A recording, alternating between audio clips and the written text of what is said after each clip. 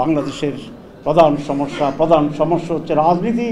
মানুষ আমাদেরকে ভালো বলছে, আমাদের মিটিং আসছে, দিস ইজ নট এনাফ। পরিবর্তন আনতে হবে এই দেশে,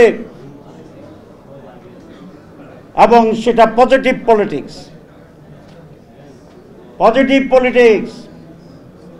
অন্যকে গালি দিয়ে রাজনীতিতে মানুষের হৃদয় অর্জন করা যায় না।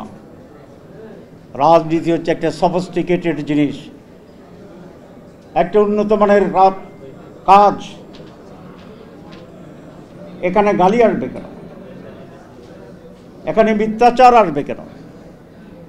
এখানে অন্যভাবে অন্যকে দাবি দেওয়ার জন্য হিংস্রতা এবং শক্তির প্রয়োগ হবে কেন?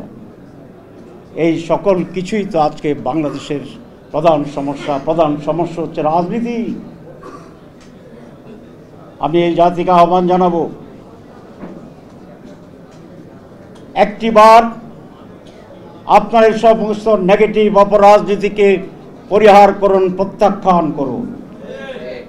নৈতিকতার ভিত্তিতে, আদর্শের ভিত্তিতে, চরিত্রের ভিত্তিতে, সততার ভিত্তিতে, দেশপ্রেমের ভিত্তিতে, আত্মত্যাগের ভিত্তিতে, ব্যবসা নয় সেবা, এর ভিত্তিতে যে রাজনীতি, সেই রাজনীতিকে একবার ইয়েস বলুন। এর বিপরীতে যত রাজনীতি, তাকে নো বলুন।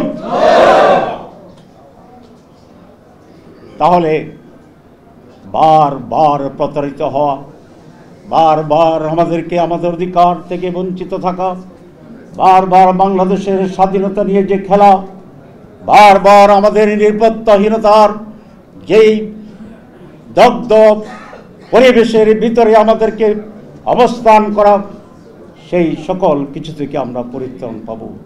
আমরা 5 আগস্ট বলেছিলাম, এক সমৃদ্ধ বাংলাদেশ, এক নতুন বাংলাদেশ,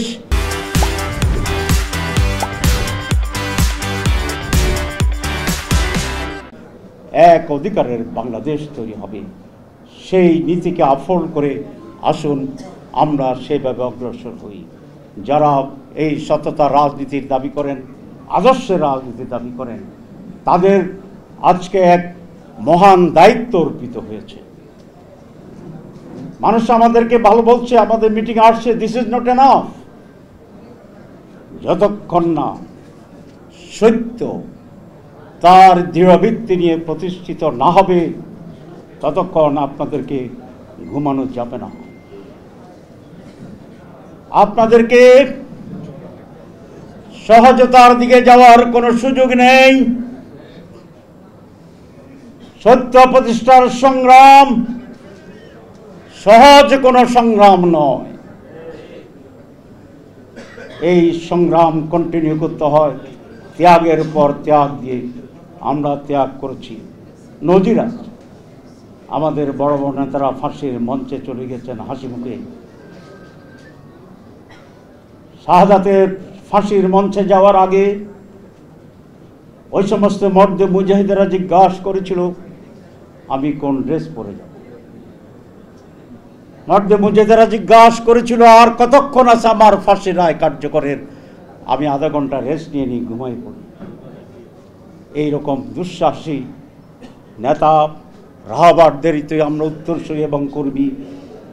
আমাদেরকে এই সংগ্রাম যতদিন শেষ না হবে, ততদিন জীবন দিয়ে, রক্ত দিয়ে, সাহসিকতার সাথে পরিশ্রম করে, নির্ঘুম রাত দিয়ে, বিশ্রামহীন দিন দিয়ে, অক্লান্ত পরিশ্রমের স্লোগান মাথায় এবং মুখে নিয়ে বাংলাদেশকে সব রাহুগ্রাস থেকে মুক্ত করার সেই লড়াইয়ে অব্যাহতভাবে নিজেকে নিয়োজিত করার সেই আহ্বান জানিয়ে আমি আমার বক্তব্য শেষ করছি।